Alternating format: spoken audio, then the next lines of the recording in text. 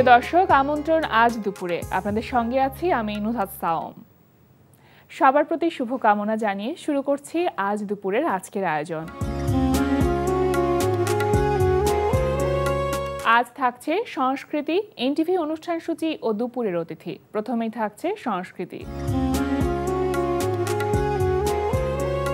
ধানমন্ডির বেঙ্গল শিল্পালয়ে অনুষ্ঠিত হচ্ছে শিল্পী কাজী আব্দুল বাসেতের শিল্পকর্ম প্রদর্শনী বৃষ্টিতে রোদের কণা। প্রদর্শনীতে শিল্পীর অ্যাক্রিলিক, প্যাস্টেল, চারকোল, জল রং ও কালি কলমের রেখাচিত্র সহ মোট ৭২টি শিল্পকর্ম স্থান পেয়েছে। প্রতিদিন বেলা ৪টা থেকে রাত ৮টা এই সময় প্রদর্শনী চলবে ১১ জানুয়ারি পর্যন্ত। এবার এনটিভি অনুষ্ঠান সূচি। এবার জানিয়ে দিচ্ছি এনটিভির আজ রাতের বিশেষ বিশেষ অনুষ্ঠানগুলির সময়সূচি। সন্ধ্যা ৬টা ১৫ থাকছে বিশেষ টক শো সংলাপ প্রতিদিন।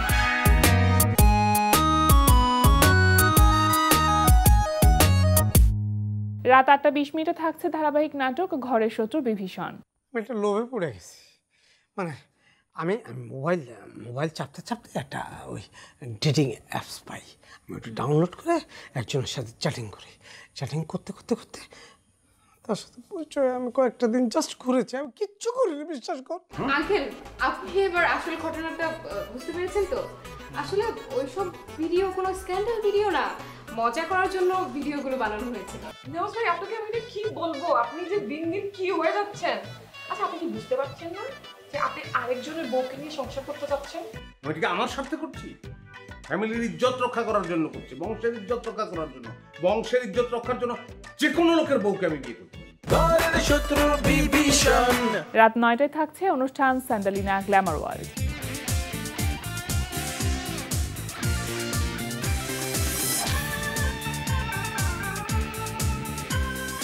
রাত ৯টা ৩০ থাকছে ধারাবাহিক নাটক জোনাকির আলো। এই মনসুর, তোর জিবলা কইলাম বেশি বাইরে গেছে, আমি কিন্তু একদম কাছি চালাই দেবো জিবলার উপর। অস্ত্র আমারও আছে ভাই, আমিও কিন্তু চালাইতে পারি। চোর, শেষরা, চামচা, এগুলা আমি তো এগুলো না রে। এই শহরের এমন কোনো গলি নাই আমি বিটুলের নামে মাঝে সিন্নি খাই। রাত ১১টা ৩০ সরাসরি সম্প্রচার হবে টক শো এই সময়।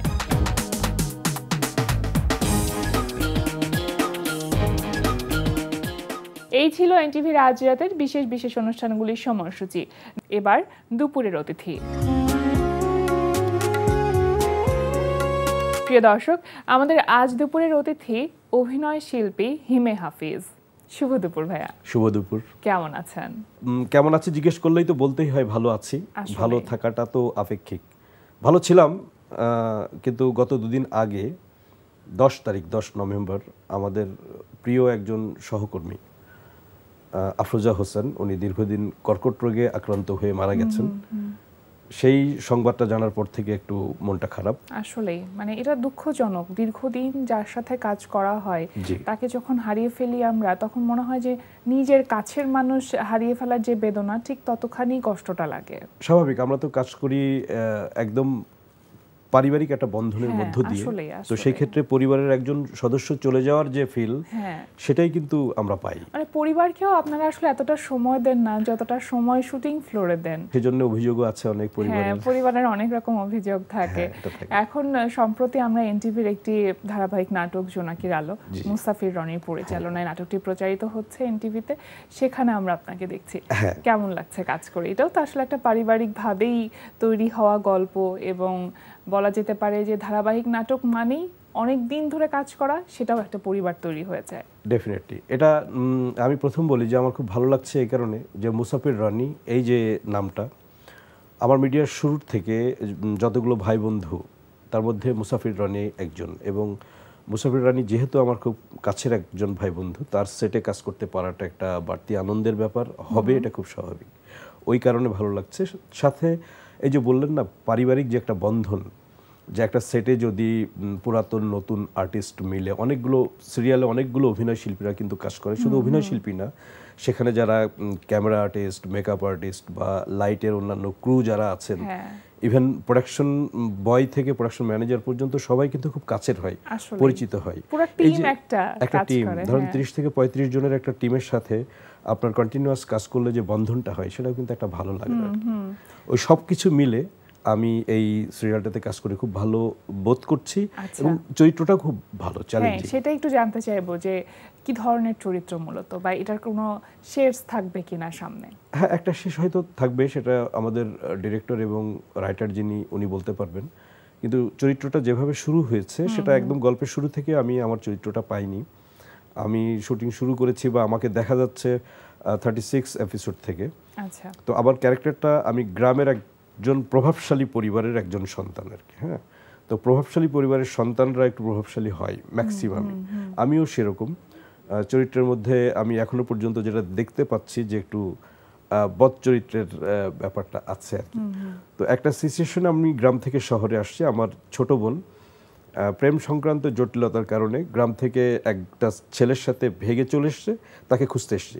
তো যে ছেলেটার সাথে চলে এসছে তারা আবার ওই পারিবারিকভাবে আমাদের অপোজিশন থাকে না গ্রামে, দুইটি পক্ষ, বিবাদবান দুটি গ্রুপ থাকে ওরকম। তো সেরকমভাবে আমার চরিত্রটা শুরু হয়েছে যে আমার বোনকে আমি খুঁজতে এসেছি ঢাকাতে, ওইভাবে আমি শুরু করেছি, জানি না এটা কত দূর যাবে। আচ্ছা, আপনি এখানে কো আর্টিস্ট হিসেবে কাদেরকে পেয়েছেন? আমি এখনো পর্যন্ত যাদের সাথে অভিনয় করছি তার মধ্যে আমাদের সালহা খানম নাদিয়া, আমাদের রাখি আপু আছেন, নুরে আলম নয়ন সহ আরও অনেকেই আছেন। আর এই নাটকে অনেক শক্তিশালী অভিনেতা আছেন, আমি জানি। এখনো পর্যন্ত শুটিংয়ে আমি তাদেরকে পাইনি, আশা করি পাবো, এবং আমি আশা করছি যাতে আমি পাই, কারণ এতটাই শক্তিশালী অভিনেতা তারা। যেমন আপনি যদি নাম শুনতে চান, শহীদুজ্জামান সেলিম, মানে বাংলাদেশের টেলিভিশন ইন্ডাস্ট্রি বলেন বা চলচ্চিত্র ইন্ডাস্ট্রি বলেন, শক্তিমান অভিনেতাদের মধ্যে একজন। শতাব্দী ওয়াদুদ অসম্ভব শক্তিমান একজন অভিনেতা। আমাদের শ্যামল মাওলা, সবাই খুব শক্তিমান অভিনেতা।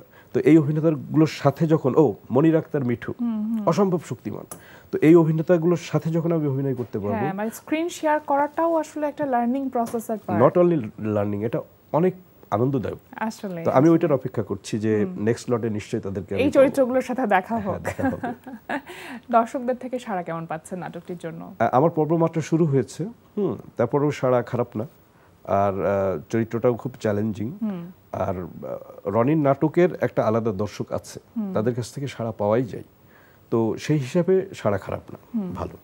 এমনি দর্শক যারা আছেন তারা কি মূলত ওটিটি বেসড কাজগুলো এখন বেশি পছন্দ করছেন টেলিভিশন মিডিয়ার চাইতে, এমন কি মনে হচ্ছে কখনো? না, এখনই ঠিক ওইভাবে বলার মতো সময় আসেনি, এই কারণে যে আপনি জানেন যে ওটিটি কিন্তু একটা অ্যাপ, আর এটা দেখার একটা প্রসেস আছে। জি, ইউটিউব বা টেলিভিশনের নাটকগুলো কিন্তু ফ্রি দেখা যায়, কিন্তু ওটিটি কিন্তু ফ্রি দেখা যায় না।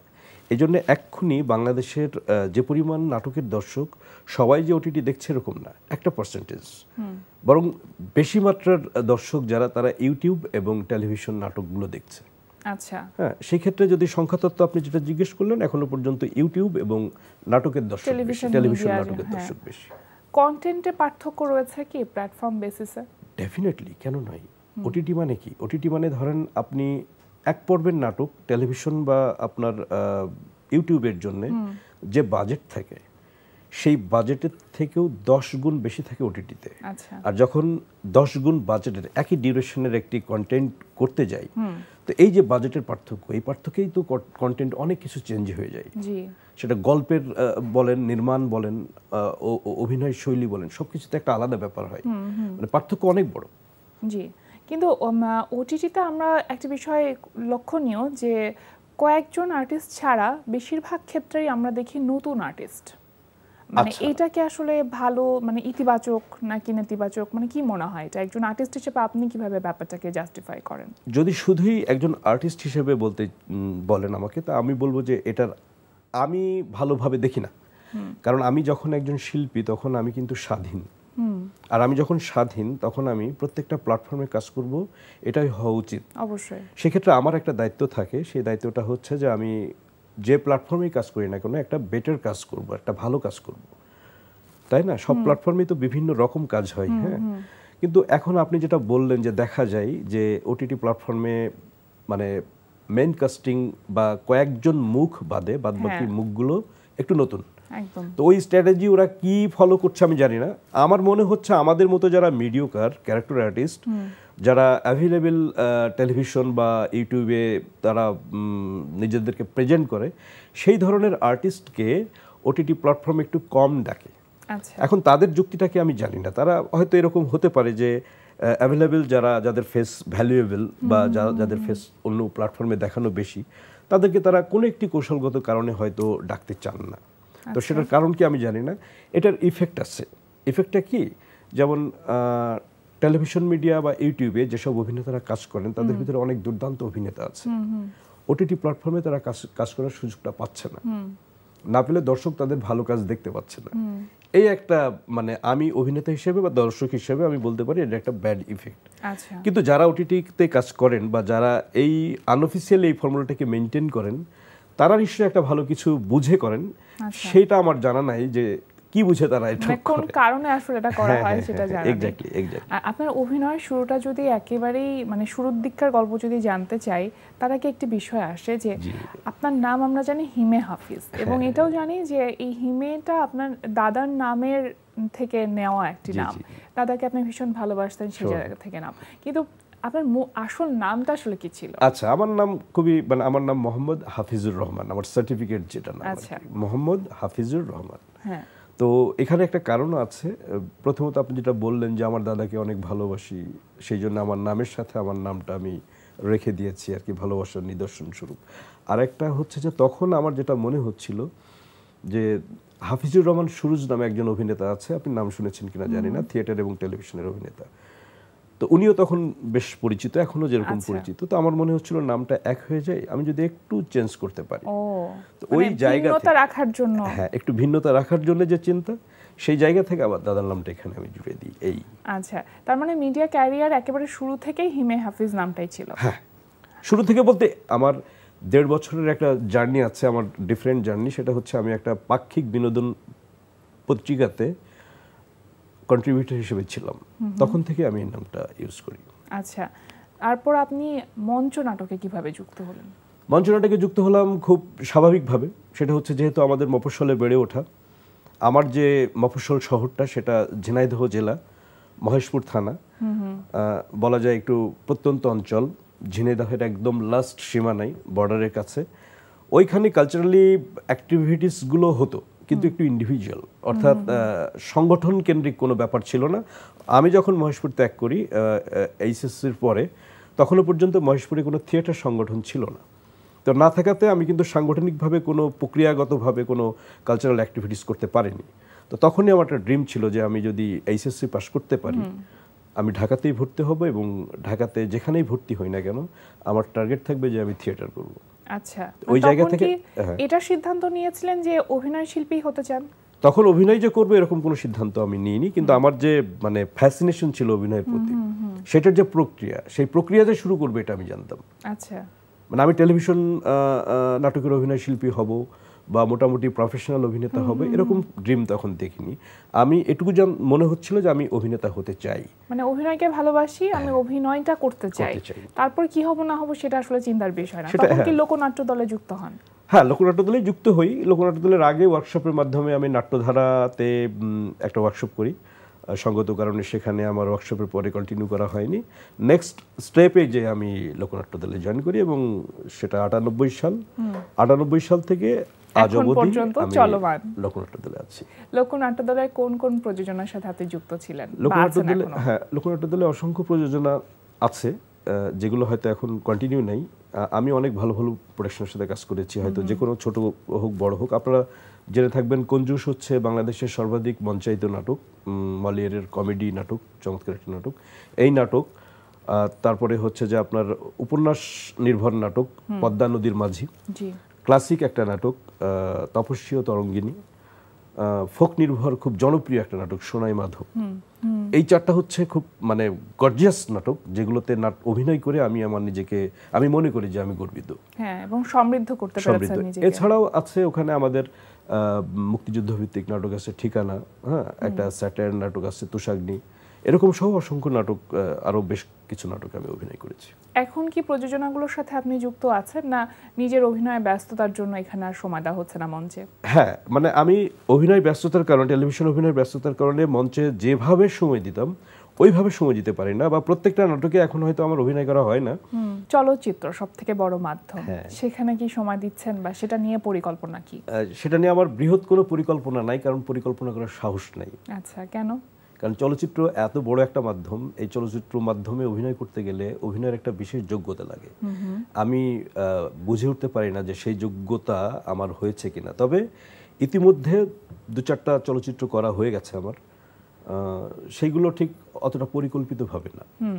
তো যদি সুযোগ হয়, আমি বাংলাদেশের চলচ্চিত্রের এখন যে অবস্থান, অর্থাৎ এফডিসির বাইরে গিয়ে যে একটা ঘরানা চলচ্চিত্র তৈরি হচ্ছে আমরা কিন্তু দেখতে পাচ্ছি আর কি, বা এফডিসির মধ্যেও অনেক ভালো ভালো চলচ্চিত্র তৈরি হচ্ছে, আমার আশাও অনেক বাড়ছে। এবং আমি ভাবছি যে আমি আর একটু প্রিপারেড হয়ে চলচ্চিত্রে অভিনয় করব। অর্থাৎ শুরুটা যদি এখন করি তাও সেটা ভালো হবে। আমি করতে চাই, চলচ্চিত্র অভিনয় করতে চাই। শুরুটা তো আগে হোক। হ্যাঁ, এটাই। ছোট্ট করে আপনার কাছে জানতে চাইবো যে আগামী দিনের চিন্তাটা কি, বা কোথায় নিজেকে দেখতে চান? যতখানি আসলে নিজেকে নিয়ে ভেবেছিলেন তার কতখানি পূরণ হয়েছে? ব্যক্তিগতভাবে আমার ভাবনার খুব বিশালতা ছিল না। একজন মানসম্পন্ন অভিনেতা হওয়াটাই ছিল টার্গেট, ছিল বললাম, কারণ ওটা এখনো হতে পারেনি। সো ওইটা টার্গেটটা পূরণ করাই হচ্ছে মূল লক্ষ্য, যে একজন মানসম্পন্ন অভিনেতা হওয়া। এটা হচ্ছে প্রথম। আর দ্বিতীয়ত যে অভিনয়ের, বাংলাদেশের প্রেক্ষাপটে অভিনয়ের জন্য একটা ভালো সুযোগ যাতে তৈরি হয়। বাংলাদেশের যে টেলিভিশনের অভিনেতাদের একটা সংঘ আছে, তার নাম হচ্ছে অ্যাক্টরস ইকুইটি বাংলাদেশ অভিনয় শিল্পী সংঘ। ওইটার আমি নির্বাচিত একজন প্রতিনিধি। আচ্ছা। তো সেই জায়গা থেকে আমার ইচ্ছা যে বাংলাদেশের অভিনয় জগৎটা, টেলিভিশন অভিনয় জগৎ বা চলচ্চিত্রের অভিনয় জগৎটা একটু সার্বজনীন হোক, সবাই যাতে এখানে সুন্দর মতো কাজ করতে পারে, স্বাচ্ছন্দ্যে কাজ করতে পারে, সেটা একটা ইচ্ছার মধ্যে আছে। যদি সুযোগ পাই তার জন্য কাজ করব। কখনো নির্মাণে আপনাকে পাবো আমরা? আমি অলরেডি 7 থেকে 8টা নাটক নির্মাণ করে ফেলেছি। তো আমি তারপরেও নির্মাতা নই, এই কারণে যে নির্মাণগুলো করেছি সেগুলো নাটক, পরিপূর্ণ নাটকের গল্প, বাট সেগুলো আমার ছোট্ট একটু ব্যবসা আছে, বিজনেস, যেটা আমার এই অভিনয়ের পাশাপাশি সেটার অংশ। অর্থাৎ আমি কোনো কোম্পানিতে আমি তাদের প্রফেশনাল নাটক বানানোর জন্য প্রয়োজন হলে আমি নাটক বানিয়ে দিই। আচ্ছা। তো সেরকম 2টা কোম্পানিতে আমার 7টি নাটক বানানো হয়েছে, সেগুলো ইউটিউবে আছে। বাট আমার এখনো পর্যন্ত ওই টেলিভিশন বা ইউটিউবে নাটক বানাইনি আমি। এই জন্য আমি এখনো পর্যন্ত, কিন্তু ইচ্ছে তো আছে নিশ্চয়ই। হ্যাঁ, এবং হতে পারে সেটা খুব দ্রুত সময়ের মধ্যে। অবশ্যই, সেটাই প্রত্যাশা করি, অপেক্ষায় রইলাম। অনেক অনেক শুভকামনা রইল আপনার জন্য, আজকে আমাদের আয়োজনে আসবার জন্য, সময় দেবার জন্য আপনাকে অসংখ্য ধন্যবাদ। আপনাকে অসংখ্য ধন্যবাদ, এবং এনটিভির পক্ষ থেকে বাংলাদেশের সমস্ত নাটকের দর্শকদের ধন্যবাদ, এবং তাদের কাছে খুব আন্তরিকভাবে অনুরোধ করব যে বাংলাদেশের নাটকের সাথে থাকুন। আমরা ভালো নাটক করি, আপনারা ভালো দর্শক হন, আমরা আপনাদের ভালো কাজ উপহার দিতে চাই, আমাদের জন্য দোয়া করবেন। প্রিয় দর্শক, আমরা চলে এসেছি অনুষ্ঠানের শেষ প্রান্তে। অনুষ্ঠান সম্পর্কে আপনার মতামত জানাতে মেইল করুন আজ দুপুরে @ntvbd.com এ। বিশ্বের যে কোনো প্রান্ত থেকে যে কোনো সময় আজ দুপুরে দেখতে ভিজিট করুন আমাদের পূর্ণাঙ্গ ওয়েব পোর্টাল www.ntvbd.com। এছাড়া এনটিভি সব জনপ্রিয় অনুষ্ঠান ও খবরের আপডেট পেতে ভিজিট করুন আমাদের ইউটিউব চ্যানেল ও ভেরিফাইড ফেসবুক পেজে। সবার মঙ্গল কামনায় আজকের মতো এখানেই শেষ করছি। শুভ দুপুর।